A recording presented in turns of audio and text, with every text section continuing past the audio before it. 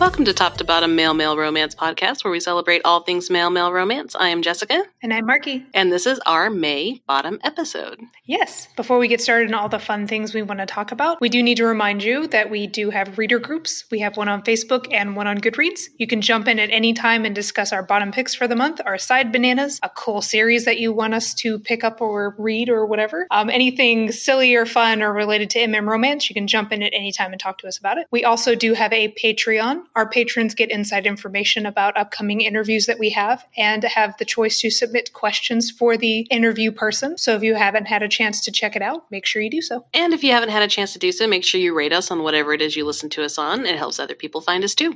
Indeed. So I have to apologize. We have less than optimal recording situation happening right now. It may not show up in the final cut, and if it doesn't, I will omit this part, but both of our neighbors in both of our respective locations are being dickbags and making noise in our recording areas. So, yay.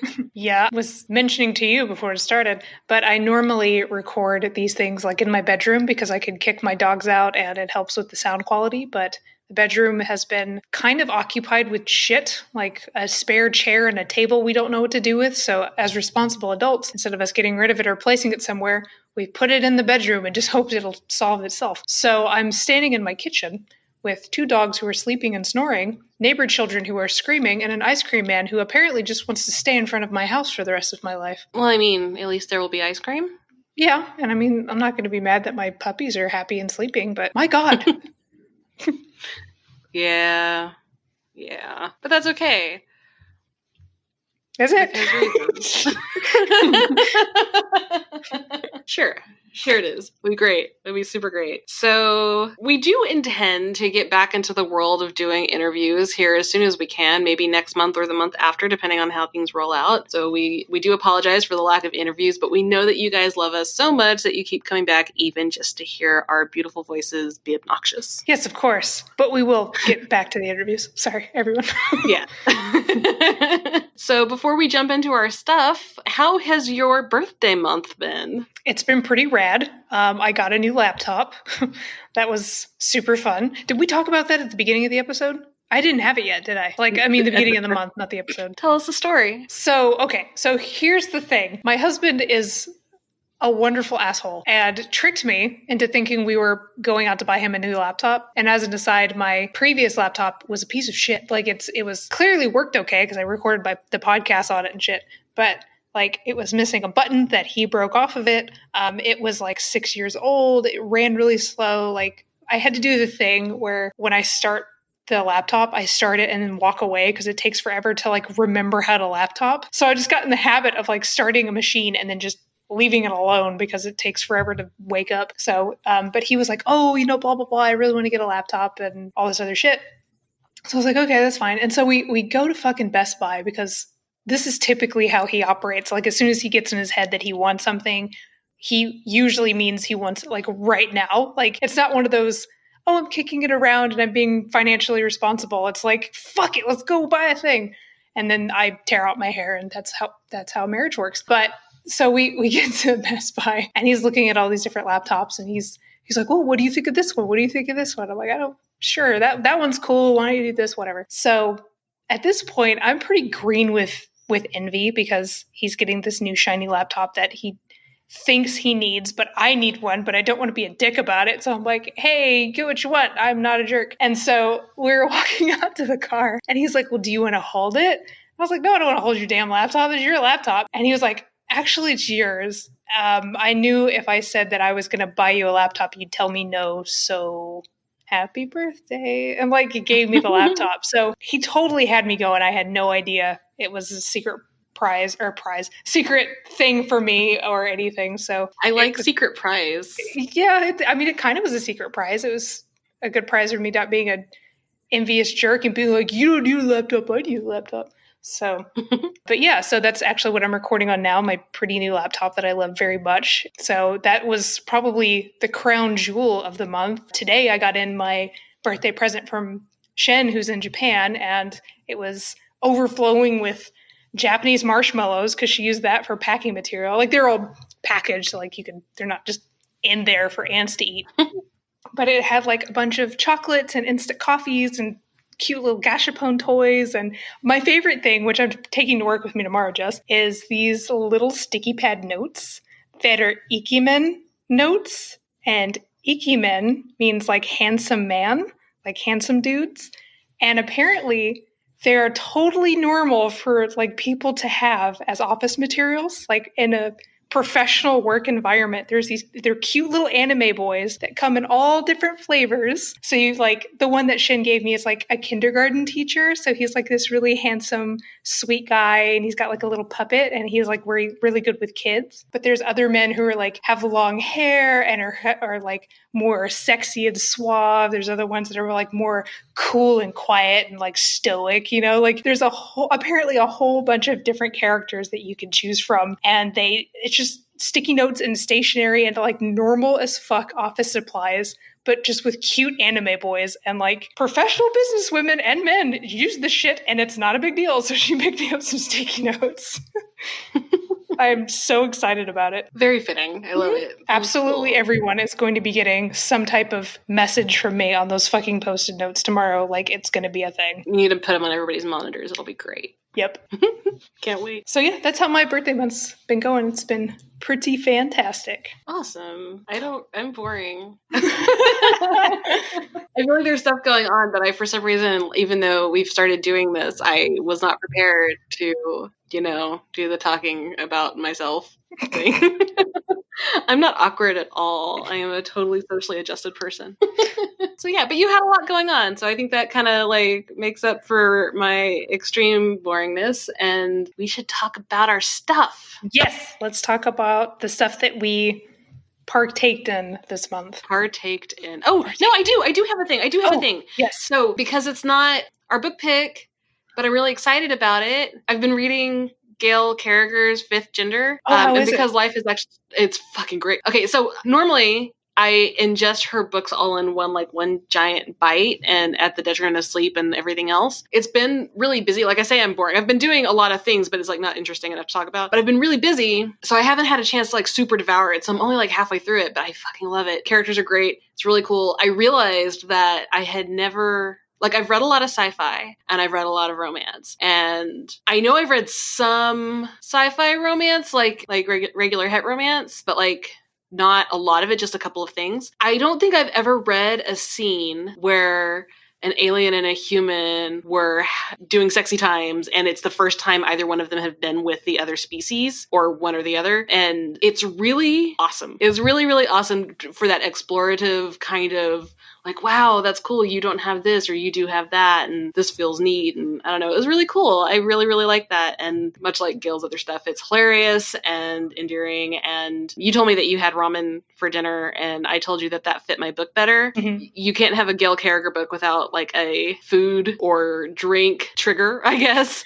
Like with her Parasol books, it's like tea, and there's just always like something that, but yeah, so all of her books come with some kind of taste trigger, and they visit this ramen cart a few times, so it makes me crave noodles. So, but yeah, it's super fun. I am super enjoying it. I'm really excited to see when she does audio. I'll be more than happy to jump back into it and do it again. Super recommend. It's very funny and great. Well, hopefully she gets Kirt back to do more audio, because he does everything fantastic. So yeah, he does. He does absolutely everything fantastic, which isn't quite the transition segue we were looking for, because that's coming in a bit. But he does her San Andreas Shifters series. She usually does one voice actor per series, so I don't know that he would come on for these. I think he's just going to exclusively be doing her San Andreas Shifters, which the second one of that we did, mm-hmm. Omega Objection, that one, the audio just dropped and Kirt did that. So I'll actually be listening to that again soon too. So it's just, everything's coming up Gail and Kirt right now in my world. So I'm okay with that. I'm super okay with that. Yeah, sorry. I just had to mention that because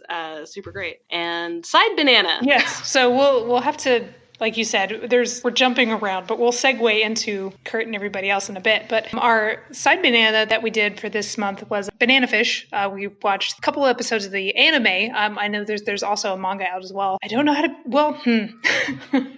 So what were your thoughts, Jess? You cheating bitch. Yeah.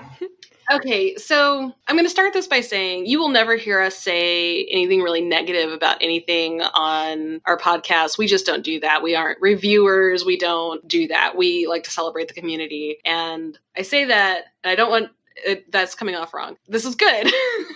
Yeah. But it wasn't my cup of tea. I'm like, okay, actually, I'm lying about that. It was actually really interesting. I got about 4 or 5 episodes in. I was actually finally, it took me a minute, but I was starting to really get into the plot. But I came for the romance, and the romance was so slow burn, that 4 to 5 episodes in, it was just a hint of starting to exist. And like one of the characters has been, spoiler alert, has been in jail for several episodes while the other one is not. So they're not even together. And like I was having to ask questions like, is this actually going to be a romance? But I came for the romance. The romance wasn't there. So I ended up stopping watching. I got 4 episodes in though, man. I think I did. It was a heroic effort for somebody looking for a romance and not getting one. That's fair. And like, I didn't know whether or not it was slow burn or not. I knew that it was a BL anime, so I figured it was going to follow the cadence of some of the other ones that we watched where like the romance is pretty clear right away. That was more on us not knowing the material as well, and I should have done more homework, but everyone just constantly tosses it out there as one of those ones we should watch. So I was like, okay, shit, dude, we'll pick it up. The plot was interesting, even with the slow burn romance element of it, which is fine because usually with anime, it's either with BL stuff, it's either super obvious, like it's definitely a BL anime, or it's more of like Yuri on Ice kind of situation where it's heavily implied but never actually 100% stated, because then they can technically categorize it as something not boy love and be like, oh, it's a sports anime. When you're like, yeah, but those two dudes are totally fucking like, they're just doing it off screen apparently. But they're not doing it off screen. They're doing it on Tumblr because I found it there. Anyways. Yeah, but that was back when Tumblr was good. Tumblr now is just a sad, sad place. But yeah, I don't know, man. It didn't capture me right away. And I think a good portion of it, and like Jess has said, we're not bashy people, and I'm not bashing it. This is just a personal hang up. I had a hard time getting into the setting being American because I feel like the author really ran with the fantasy of like what America was, which is fine, right? It's a fucking anime. I'm not expecting them to like bust in being completely accurate. Like that's fine. I was watching it in Japanese. Like it's totally good. That's all gravy. Just the like gang dynamic was very obviously structured off of like the Yakuza gang and not how like a New York gang would be. So it was one of those like, oh, it's kind of funny to me, you know, like it kind of made it a little harder for me to super jump into the plot because I kept thinking how almost giggly the way that Ash was like hot shit and these gangs, and he's like this blonde boy. It's just like, okay.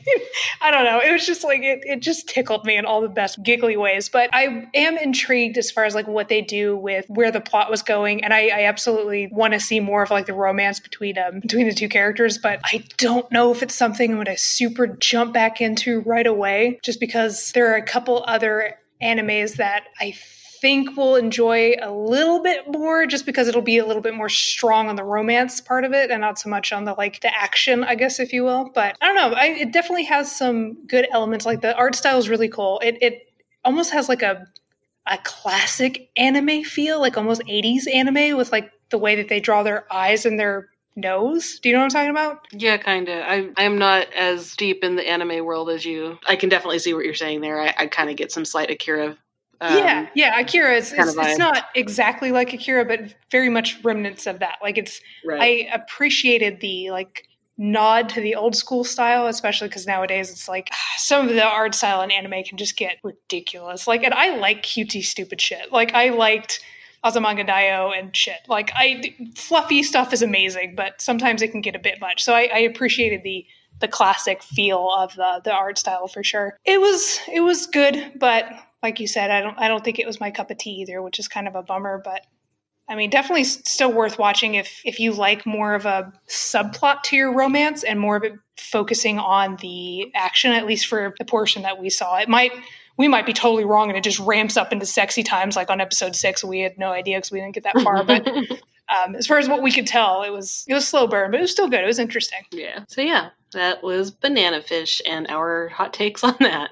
Yeah, and like I don't want to talk too much about the plot because it kind of super spoil it, and since we didn't watch it to completion, I don't want to like spoil half of it for somebody. Like that's not fair. So we kind of broad stroked it, but so no spoiler warning so much on this one. So our bottom pick for the month was The Hunt by J.M. Dabney and Davidson King. Me and Jess both listened to the audiobook for this, which of course has our most favoritist person ever, Mr. Kirt Graves, and a new to us voice actor, Thom. So, and a brief warning, we probably will spoil the shit out of this one because we did listen to the entire thing. So here's your spoiler warning. Here it comes. It's super spoiler warning because this is a mystery, and I do believe I will be maybe mentioning some of the answer to the mystery. So definitely bow out now if you have not listened or read and intend to do so. Spoilers. Yes. Also, sorry, Jess, somebody's now mowing their backyard.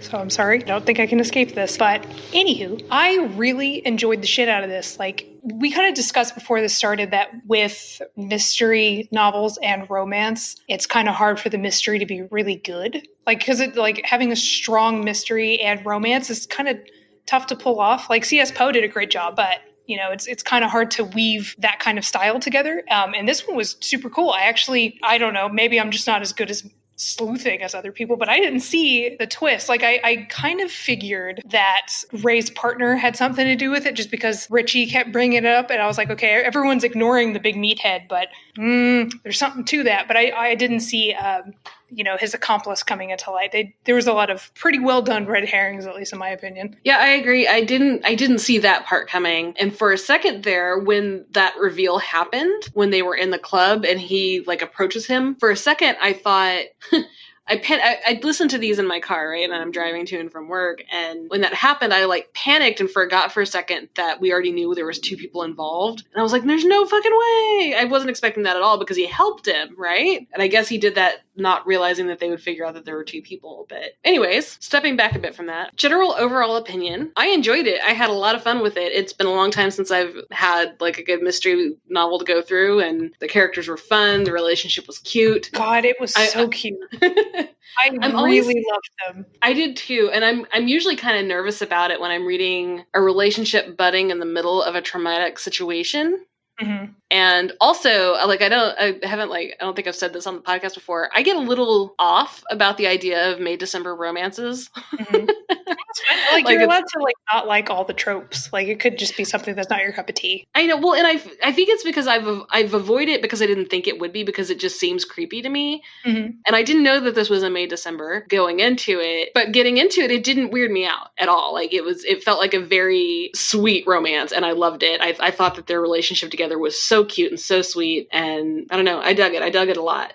Yeah, well, and I think a good portion of it is because Ray was not a closeted dude. He was very much like out and proud and like whatever, and had no apologies for the fact that he thought Andy was adorable and wanted Andy to feel adorable. I love the fact that he kept reinforcing like, no, you're gorgeous. You're fucking gorgeous. You know what I mean? Like he's this grizzled homicide detective who's seen some shit and like doesn't sleep well and has gone through this whole fucking degrading process of losing his job and stuff, you know, and he comes across this sweet, handsome, shy man who he just thinks is the bee's knees. And like, as soon as they met, I was just like, I ship them so hard. Like you're supposed to ship them, but even if this wasn't a book about them, they belong together. So, but yeah, and of course, Andy's character was fucking so sweet. Like he's so cute and awkward, and I love it.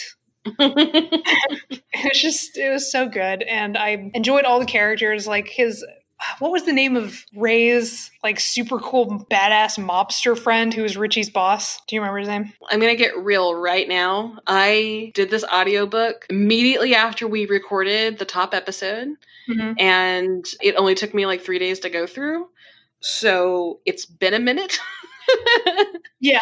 And I super remember like all of the plot points and everything. Like I remember the story really, really well, but the details like names are kind of maybe not. And I think I just did the audio. I was going to try to look it up right now, but I just did the audio. I didn't do the digital. I liked his character though. Like I feel like an asshole for not remembering his name, but like he's this cool, dapper, put together mobster dude who like has all these little like side pieces that he like clearly cares about, but he also like kind of has a harem thing, and he's Ray's like friend from back when he was like a hardened criminal kind of dude. And I love the fact that like while he's so put together and dapper and stuff, when shit gets real, he just like goes in hard kind of thing. Like I would totally read a book about him. Like I don't know who the hell he'd end up with, but I like fucking loved his character a shit ton. And I liked Richie too, but I think I just like the big oxy dudes, so I don't know. I loved how he had all of the underworld connections and like kind of had a family there. That was a really fun twist on that. I dug that a lot. I honestly thought early that Gabon Gabon and I forgot his husband's name, but yeah, like that was one of the red herrings that I was just like, oh shit, like it's them. They're a pair. They're going through shit. He was buying condoms when he was going over to that apartment area, you know. Like I first was like, well shit, I mean if it's them, that's so obvious, but at the same time it fucking works. Like it all matches up. And when like they were arguing at the restaurant and they were arguing in French, I was like, well shit, they could have been like, well why did you kill him first, you asshole? Like who knows what they were talking about. So I'm glad it ended up not being them, just because it would have been one of those like, oh shit, well I called it early, but it was a good red herring because it really felt like it was them. I didn't think it was the couple, but I thought it might have been Gavon and the person, like a person he was cheating with. Like I thought it was possible that was the twist to it, but because otherwise, why are we being told about the personal lives of this couple who? I mean, yeah, they're mildly important because, you know, he works for them. And then, of course, it turns out that Gabon's guy he was cheating with was one of the victims. So I get it. But yeah, that one definitely threw. I love being thrown off in these because there's nothing worse than guessing the answer to the murder mystery too early on. Right. No, 100%. Like I'm glad it wasn't them, but I thought I had Batman the situation and was like, whoop, there you go. That's the people, or at least bits of it, you know? So it was really good. And like the ending, I was really worried that Andy was going to get more fucked up than he did. Like I'm glad he didn't, because I was like, no, like what if he scars up his face and then he's got to deal with like being scarred up and he already has image problems. And like, I know Ray would still love him, but no, you know, like I was actually fretting because I got to that part, and this always fucking happens in audiobooks, but I get to these crucial parts and that's when I get to work, or that's where I get to Moms, you know what I mean? I'm like, shit, I can't just sit in the car, then I'm weird, you know? So, but it was intense. It was fun as hell too. And I will say, Tor's voice is oof. Like I loved his voice. It was deep and delicious. Like I need to find more of his shit. I'm all in. I'm invested. Yeah, I wanted to talk about that. I was concerned honestly going into this because I've done, you know, single narrator audiobooks and I've done full cast audiobooks, but I was really kind of concerned about the idea of going back and forth on POV with Kirt doing Andy's chapters and Tor doing Ray's chapters, and I was concerned about how the overlap of like the similar characters coming into each chapter and how those voices would work. And I was really afraid it would be jarring, and it was not. No, they did a great job. Yeah, it worked really well. I loved it. Yeah, it was really, really cool. It's because I had the same kind of hangups because I remember asking you as you started the book before I did. I was like, well, does like Kirt narrate some of Ray's lines? Like, is that what happens? You're like, well, yeah. I mean, in Andy's chapter, Ray will talk, and so they have to do each other's voices. And I was wondering how the hell that was going to play off, because especially when you start the book, I think it's whenever the first time you hear Tor, I was like, oh my God, like it's so much deeper than Kurt's. I was like, oh shit, is he going to be able to pull off Andy's like sweet voice, and how is he going to do this? And he ended up doing a really good job. So I was like, oh shit, okay, well, this man's got range. Yeah, either one of those men could read me bedtime stories for me to go to sleep any all night. I would be happy to hear them tell me stories forever. They were both fucking fantastic. Yeah, for sure. It was really, really awesome. I hope that Tor will be at GRL so we can hug him and tell him how great he is. Yeah. Well, we know Kirt will be. Yay, I'm so excited. But yeah. Anything else you want to bring up? No, I mean, it was such a good bite-sized audiobook. Like I didn't realize how short it was, because I think typically audiobooks that we have are like 8+ hours, like 8 or 9, maybe 10 if we got like our hefty one. I think this one was like 5. So it was like, it was over and it had a great sweet ending and I really liked it, but I was like, damn it, like where did it keep going? I was really enjoying it. So yeah, it was really, really good. I really enjoyed it. And this is the first time that we've read any of Dabney and King's stuff, and they're fantastic. Like it's A+, man. I really dug the characters in the story. It was super good. So yeah, I think that was everything. So we have completed the top to bottom version of your birthday month. Indeed. We watched a cool anime that wasn't our cup of tea and listened to an amazing audiobook that was a super fun mystery composed by or narrated by two very wonderful sounding men. Mm-hmm. I would say it has been a pretty positive month. I would say so. Happy birthday to me. Happy birthday to you. Well, awesome. So we'll be jumping in next week to kick off the month of June with some new picks, both monthly picks for our bottoms and also some cool side bananas. So I hope you will join us then. And I guess, can we say if summer's officially started, is May summer month, or is that more of a June thing? Well, if you want to talk like solstice, that's in June, but well, what if science next month is June, so well then whatever. We'll kick off summer next week. How does that sound? That sounds lovely. Yes, so we'll kick off top to bottom summer reading extravaganza with your two favorite hosts, Jess and Markie. I was going to say Will and Jeff. Okay, your second favorite, Markie and Jess. Okay, well, awesome. Then we will pick up next week and we will see you then. Until then, bye.